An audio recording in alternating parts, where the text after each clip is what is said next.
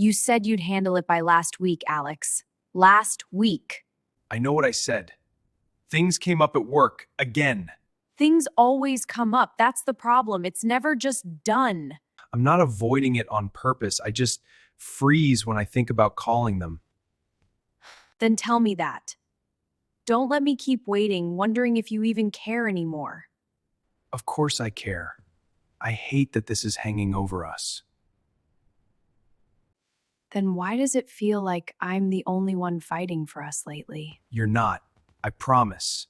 I just don't know how to fix it without making it worse. We used to talk about everything. Now it's like we're scared of the words. Yeah. And I'm the one who stopped first. I see that now. So can we start again? Just talk. No deadlines, no pressure. I'd like that. More than anything. Good. Because I'm tired of being mad at someone I love. Me too. Let's sit. Really sit and figure this out.